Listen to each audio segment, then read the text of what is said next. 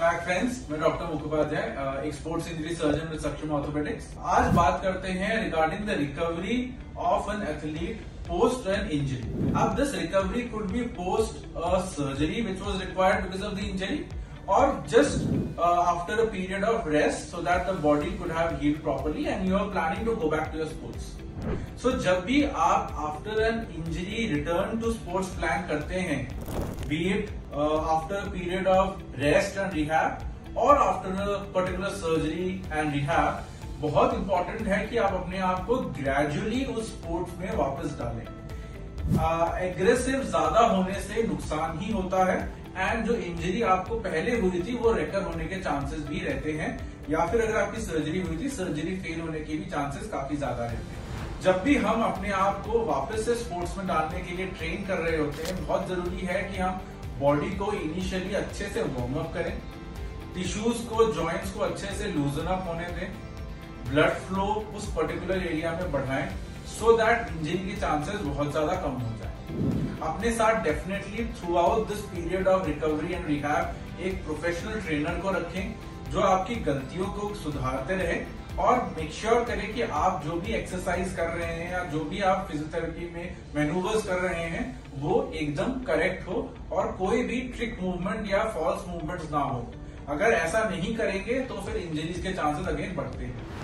बहुत एसेंशियल है कि इस दौरान हम न्यूट्रिशन एंड डाइट पे ध्यान दें, high protein intake, less of fat and less of carbohydrate, and obviously drink a lot of water. Hydration भी आपके टिश्यूज को, मसल्स को, जॉइंट्स को रिकवर होने में हेल्प करती है। Once you are through the first phase of recovery, जहां पे आपके जॉइंट्स लूजन अप हो गए हैं, मसल्स में धीरे धीरे स्टैमिना एंड स्ट्रेंथ आने लग गया है, नेक्स्ट फेज इज एजिलिटी, जहां पे आप जॉइंट को उस सडन मूवमेंट के लिए प्रिपेयर करते हैं, जॉइंट में सेंसेशन एंड प्रोप्रियोसेप्शन के लिए जॉइंट को रेडी करते हैं।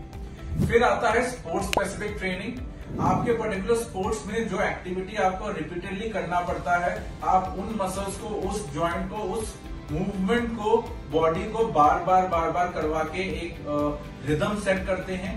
द न्यू लिगामेंट और the repaired tissues learn how to protect themselves while you are doing that repeated movement.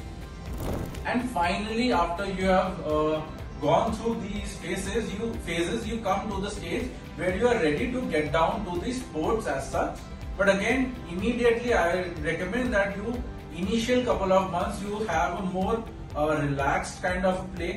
आप फ्रेंडली मैचेस खेलें, अपने बॉडी को उस स्पोर्ट्स के साथ दोबारा ढलने का मौका दें, and then finally after going through all this phases, जब 4-5-6 महीने निकल गए हैं post your injury, the body has recovered, then you finally enter the aggressive mode, जब आप वापस से ऑन फील्ड मेडल जीतने के लिए रेडी हो। अपने आप को अच्छा डाइट देके, अच्छा न्यूट्रिशन देके, अच्छा हाइड्रेशन देके फिट रखिए, टिश्यूज को रिकवर करते रहिए, एंटीऑक्सीडेंट्स लीजिए बहुत सारा, and make sure that whenever you are going back to sports you are absolutely ready for it to prevent chances of repeated injuries.